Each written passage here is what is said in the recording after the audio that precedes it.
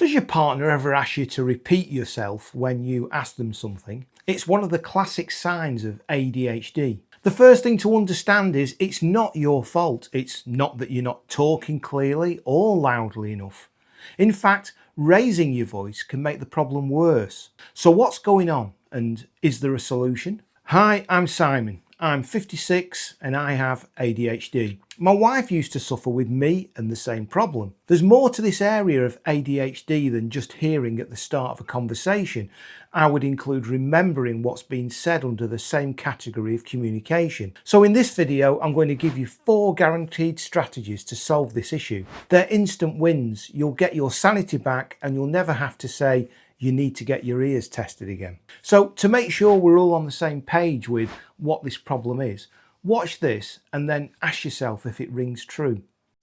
Did you remember to call the landlord about the sink? Sorry, what did you say?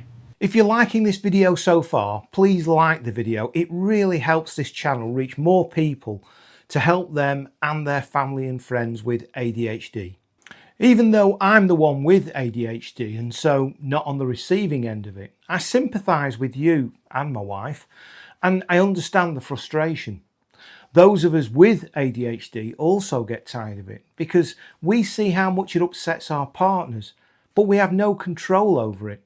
When it leads to arguments, it feels frustrating and unjust when we're blamed for something we can't control.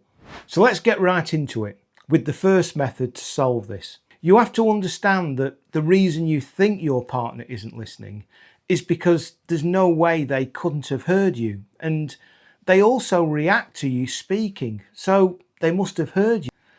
Well, it's not as simple as that. The sound of your voice, the thing that you said, did get to their ears. It was received, but once received, the words have to be processed by the brain into something understandable. Most neurotypical people are able to receive conversation in the background to some other task that they might be doing, even when not expecting it, and put those words into a buffer. Let's imagine that the buffer is a whiteboard. Once you realise that the words you received were for you, you can go back to that whiteboard and process them. For a person with ADHD, the whiteboard is always full and messy. They're constantly processing external stimulation and, more often than not, processing random thoughts. That whiteboard or buffer is just a really untidy mess full of conversations that you can't see and don't realise that they're having with themselves. As soon as you have their attention, the whiteboard or buffer is cleared and what you say actually goes onto a clean and functioning whiteboard, and it can be processed like any neurotypical person. So the solution is to get their attention, but that has to happen before you start sending the data to the buffer.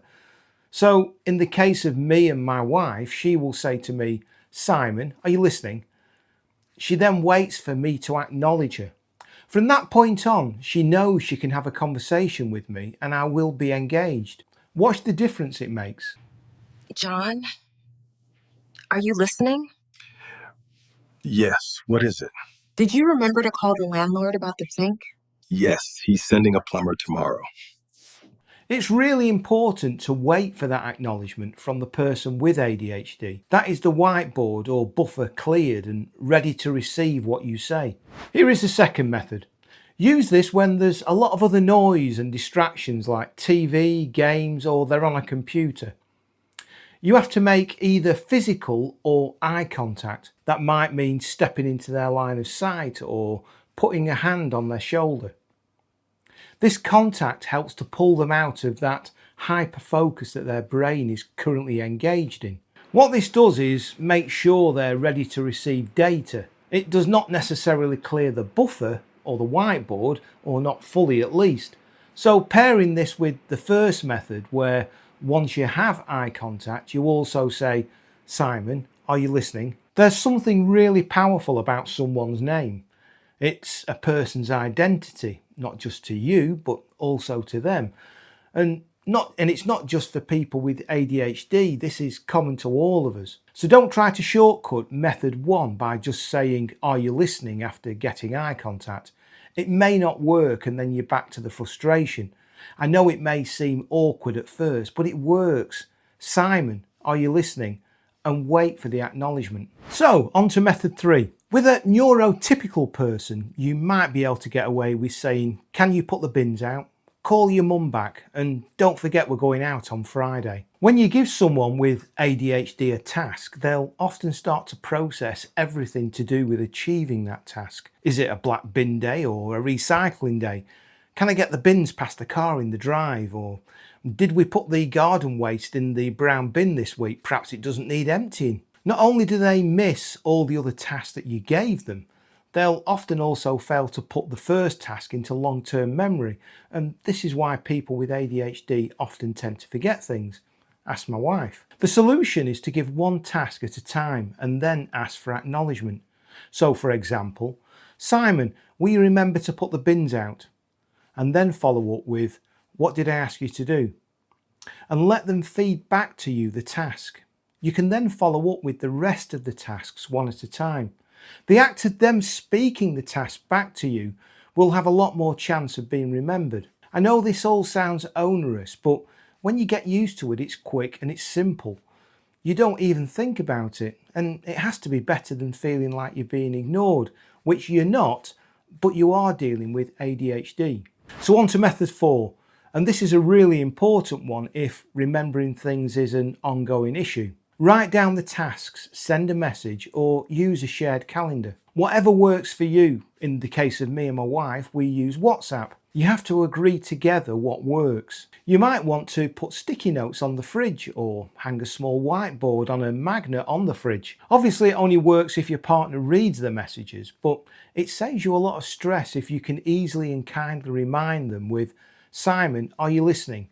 Will you check WhatsApp? Remember that there are some tasks for you, including putting the bins out. Then wait for that acknowledgement that they will check WhatsApp. With all these methods, you need to sit down with your partner and discuss with them a strategy before you start using them. Agree with your partner that you need acknowledgement for your own sanity, but also that it's part of the process for them to fully engage with you and remember things. In fact, get them to watch this video. If you can start adding these strategies into your conversation, the payoff is immediate. Now, I'm not saying that these are the only strategies. These are the strategies that work for me and my wife. I would be genuinely interested in other strategies that you either use now or that you have used in the past, and if they've worked for you. Let me know in the comments how you got on with the methods that I've shown you in this video. And if you like the video, then please like it. And please also subscribe to the channel so that you're the first to know when I release another video. Thank you for watching, and until next time, take care and bye.